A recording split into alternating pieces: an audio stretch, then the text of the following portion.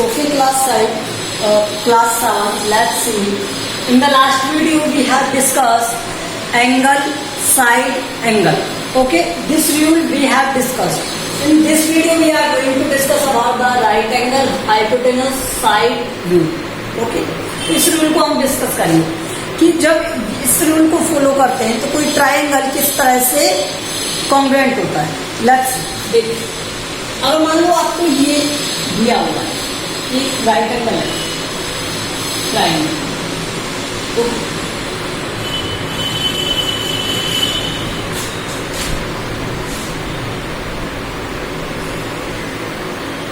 और इस right angle triangle में ये आपको पता है 90 डिग्री है और ये 90 डिग्री, तो ये राइट एंगल हो गई दोनों में. और उनका हाइपोटेनस है, मान लो इसका हाइपोटेनस, ठीक है, और ये इसका हाइपोटेनस. इसका हाइपोटेनस 13 है और इसका हाइपोटेनस 13, कुछ भी मान लिया. और मान लो एक साइड आपको दे दी जाए ये 5 और ये भी दे दी जाए 5, तो हमने कहा ये दोनों ट्रायंगल कॉन्ग्रुएंट होंगे. किस रूल से, कैसे होंगे? तो देखो ये क्या कहता है यहां से, ये वाला एंगल, ये साइड और ये एंगल, ठीक है. इसी तरह ये अगर इक्वल है, मान लो मैं इनके नेम दे देता हूं A B C P Q R, तो यहां पर समझो ए भी इक्वल है किसके, P Q के, और BC इक्वल है किसके, RQ, ठीक है. और एंगल में देखो ACB, कहीं भी लिख सकते हैं नीचे, ACB इक्वल है किसके, PRQ के. ये 90 डिग्री है. ये BC वाली लाइन आपकी दी थी कितना, 5 सेंटीमीटर, और ये दिया था AB वाली लाइन को 30, ये थे. तो बाई RHS रूल. अब रीजन भी बताएंगे अभी हम आपको ऐसा क्यों होता है, ठीक है. तो ये वाला ट्रायंगल कौन सा वाला, देखो यहाँ से अगर मैं इसका नेम यहाँ से लिखना स्टार्ट करूँ या यहाँ से लिखना स्टार्ट करूँ, तो ACB या BCA कुछ भी आप दे सकते हो, तो ACB और इसका नाम क्या हो जाएगा, PRQ. तो ट्रायंगल ACB कॉन्ग्रुएंट हो जाएगा किसके, ट्रायंगल PRQ के, ठीक है. इस परपेंडिकुलर के ये परपेंडिकुलर इक्वल हो जाएगा बाय C के सही कॉरेस्पॉन्डिंग पार्ट्स हैं कॉन्ग्रुएंट ट्रायंगल के, बाय C के corresponding parts of congruent triangle means AC equal होगा किसके, PR के. AC इक्वल होगा किसके, PR के. और कौन सा वाला कॉन्ग्रुएंट हो सकते हैं इसमें, ये वाला एंगल A इक्वल होगा एंगल P के, तो एंगल A इक्वल होगा एंगल P के, और एंगल Q इक्वल होगा किसके, एंगल B के. एंगल B के इक्वल होगा क्या, एंगल P. अब ऐसा होता क्यों है वो समझाता हूँ. हमने पाइथागोरस थ्योरम लगाई इसमें, ठीक है. ऐसा क्यों होता है वो होता है, देखो बाय पाइथागोरस थ्योरम.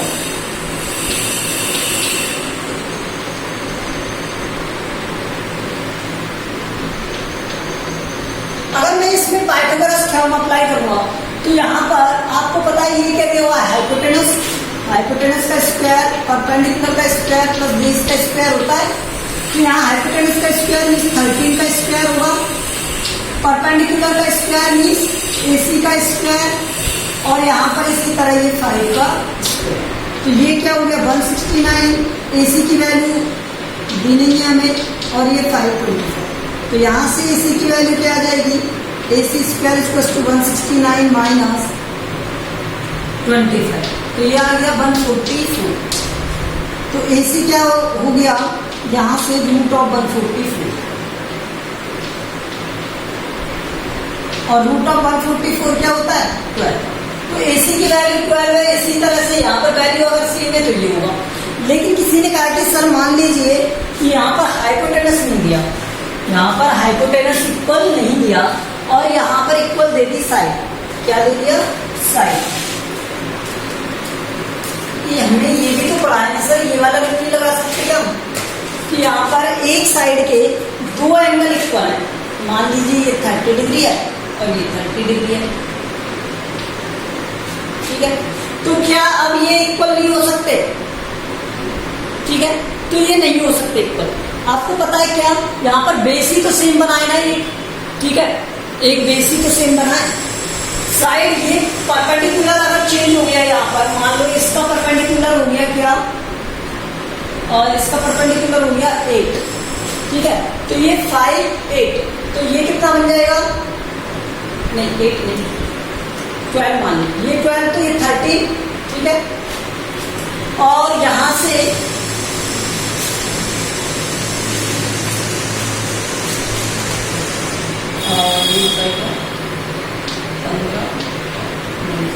5 से ये होगा 25 और इसमें आपको जो सकता है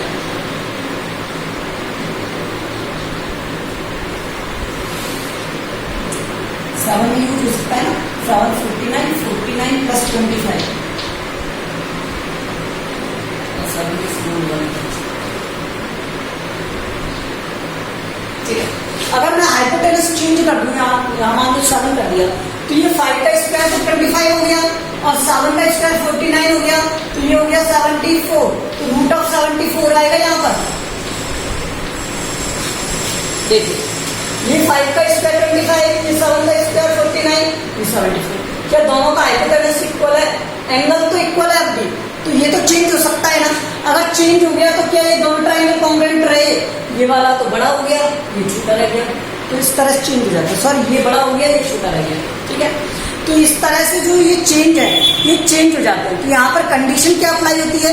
RHS इक्वल होना चाहिए, मतलब दो साइडें इक्वल होनी चाहिए। अब दो साइडों में क्या S जरूरी है इक्वल हो? नहीं, ऐसा कोई जरूरी नहीं है। S इक्वल हो ऐसा जरूरी नहीं है। देखो हाइपोटेनस तो रहे, अगर ये नहीं है, मान लो यहाँ पर 4 और यहाँ पर 3 दे दिया जाए और यहाँ पर 4 यहाँ पर 3 दे दिया जाए, तब भी ये कॉन्ग्रुएंट होंगे, तब भी ये कॉन्ग्रुएंट होंगे। कारण रीजन क्या है? यहाँ पर इन दोनों को सॉल्व करोगे तो क्या आएगा? 5 आएगा, 3 का स्क्वायर प्लस 4 का स्क्वायर, तो यहाँ से ये करते हो तो क्या आएगा? 9 प्लस 16 और ये हो गया 25। और यहाँ पर भी आप करोगे तो 4 और 3 का स्क्वायर, तो यहाँ से ये क्या आएगा? 16 प्लस 9 25। तो ये दोनों इक्वली तो आएंगे यहाँ पर, तो इसकी वैल्यू क्या आ गई? Root of 25। रूट ऑफ 25 क्या होती है? 5 होती है। तो यहाँ पर हाइपोटेनस क्या आ जाएगा? इक्वल। तो अगर दोनों साइडें इक्वल होंगी तब भी ये रूल एप्लीकेबल होगा, ठीक है। लेकिन मेन रूल है क्या? वो ये है RHS, कि यहाँ पर अगर मैं एक हाइपोटेनस, एक राइट एंगल, तो राइट एंगल में ये एप्लीकेबल है। सिर्फ हाइपोटेनस और साइड अगर हमें पता है और वो दोनों इक्वल है कि नहीं, भी दो ट्रायंगल की, तो वो ट्रायंगल क्या हो जाएंगे? कॉन्ग्रुएंट हो जाएंगे। ओके, तो ये इसकी बेसिक थ्योरी थी। मैंने आपको बिग एग्जाम्पल समझाया इसे, ठीक है, तो ये आपको समझ में आया होगा। अब देखो कुछ, अब मैं आपको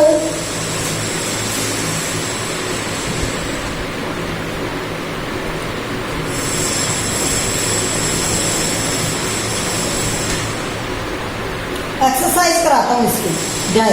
एक्सरसाइज 7.1, ठीक है। एक्सरसाइज 7.1 में क्या दिया हुआ है? Complete the following statement, 2 line segments are congruent if length is equal. क्या इक्वल होना चाहिए? Length is equal. दोनों कैसे हों? इक्वल हो, इक्वल इन लेंथ, ठीक है। तो यहाँ पर क्या आ जाएगा? सब वर्ड जो फिल इन द ब्लैंक में आएगा वो क्या आएगा? इक्वल, ठीक है।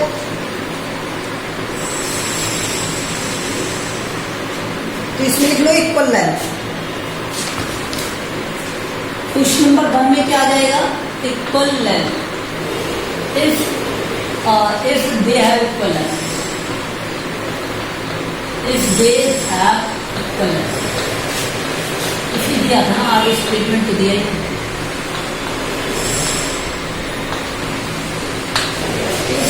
Second fill in the blank क्या है?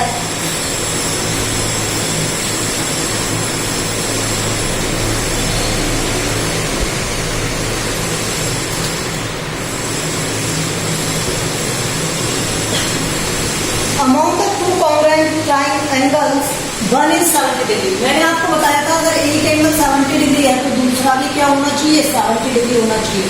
दोनों का मेजरमेंट कैसा रहना चाहिए, इक्वल रहना चाहिए, तभी वो क्या होंगे, कॉन्ग्रुएंट होंगे। तो यहाँ पर देखो, if one angle is 70 degree, then other is also 70 degree. Third, when we write angle A equal to angle B, we actually mean, इनका मीन क्या है, इनका मीन है कि measurement of angle A congruent होगा या इक्वल होगा, ठीक है, measurement of angle B। M से मतलब यहाँ पर मेजरमेंट है, ओके। तो ये कॉन्ग्रुएंट होंगे एक्चुअल में, angle a is congruent of angle b. यहाँ से आप ये भी लिख सकते हो, एंगल ए का मेजरमेंट इक्वल होगा किसके, एंगल बी के मेजरमेंट ऑफ एंगल बी।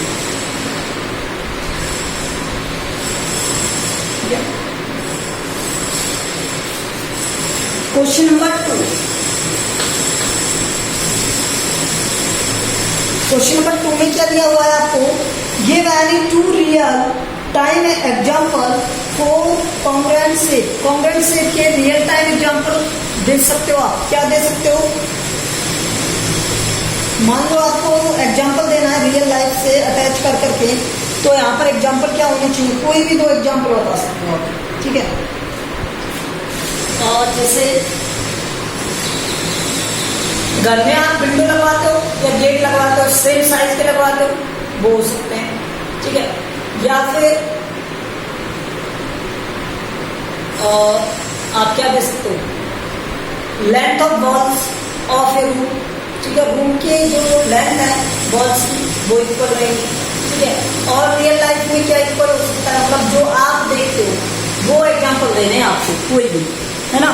तो जैसे आपने दे दिया कोई भी सर्कुलर शेप का, जैसे जस्ट लाइक गेट, विंडोज, ठीक है, या फिर आप दे सकते हो क्या,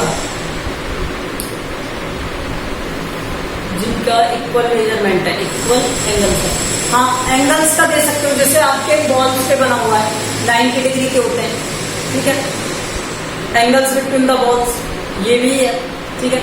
तो कॉन्ग्रुएंसी के एग्जांपल पूछे थे, कॉन्ग्रुएंट चीजों के एग्जांपल, तो रूम का एग्जांपल हो सकता है, ठीक है, वॉल्स का एग्जांपल हो सकता है, अलमारी का एग्जांपल हो सकता है, ऐसा कुछ भी दे सकते हो, ऐसे बहुत से एग्जांपल दे सकते हो, ठीक है।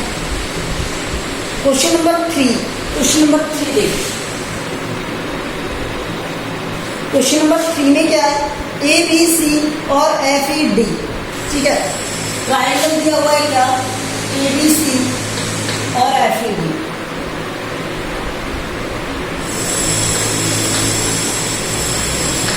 और ये दोनों ट्रायंगल क्या है, कॉन्ग्रुएंट, ठीक है।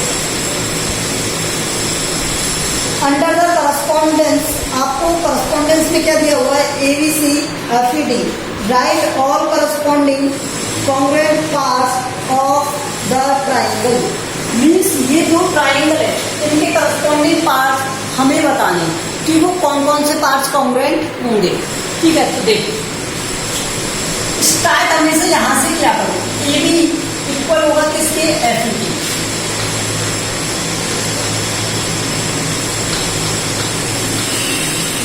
कॉन्ग्रुएंट होना भी चाहिए, हाँ, राइट और करस्पॉन्डिंग पार्ट। और देखो फिर उसके बाद क्या दिया हुआ है, बी सी, और फिर उसके बाद ई डी, तो ई डी इक्वल होगा किसके, बी सी। हमेशा ध्यान रखना, यही ट्रायंगल हमें बताते हैं कि कौन सा किसकी साइड के इक्वल है, ठीक है। और ए सी इक्वल होगा किसके, एफ डी के, ए सी इक्वल होगा किसके, एफ डी के, ठीक है। उसके बाद देखो एंगल ए, यहां से स्टार्ट करता हूं मैं, एंगल ए बी सी, तो एंगल ए इक्वल होगा किसके, एंगल एफ के, एंगल बी इक्वल होगा किसके, एंगल ई के, और एंगल सी इक्वल होगा किसके, एंगल बी। बस ट्रायंगल को देखना है आपको, ए बी इक्वल होगा एफ ई के, ठीक है, बी सी इक्वल होगा ई डी के, ए सी इक्वल होगा एफ डी के, एंगल ए इक्वल होगा एफ के, बी इक्वल होगा ई के और सी इक्वल होगा डी के। ये हो गए क्या, congruent correspondence part of congruent triangles. ठीक है, तो ये एक दूसरे के क्या होंगे, इक्वल होंगे। अब मैं क्वेश्चन 4 इधर कर देता हूँ साइड में। ठीक है, क्वेश्चन नंबर 4। क्वेश्चन नंबर 4 में क्या दिया हुआ है आपको, ट्राइंगल DEF कॉन्ग्रुएंट दिया हुआ है।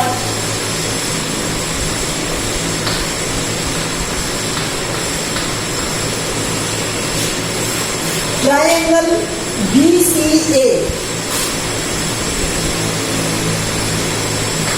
ट्राइंगल DEF कॉन्ग्रुएंट है किसके, BCA के।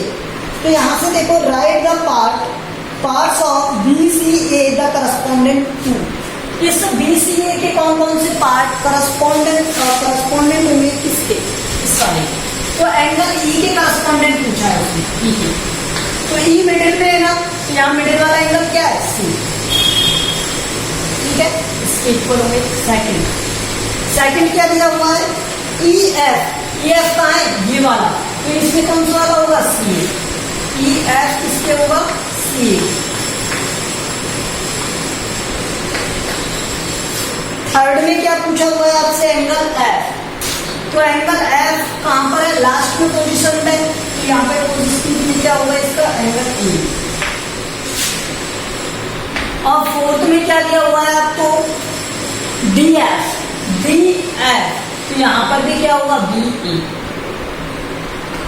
ऑलवेज ध्यान रखना, करस्पॉन्डिंग मतलब सेम, जो जहां पर है उसी सिचुएशन को हमें चेक करना है।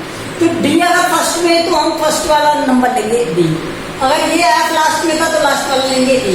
तो ये DF बना था तो ये क्या बनेगा, BA बनेगा। Okay, done. So now we have completed exercise 7.1। Okay, in the next video we will start next exercise 7.2. Thank you.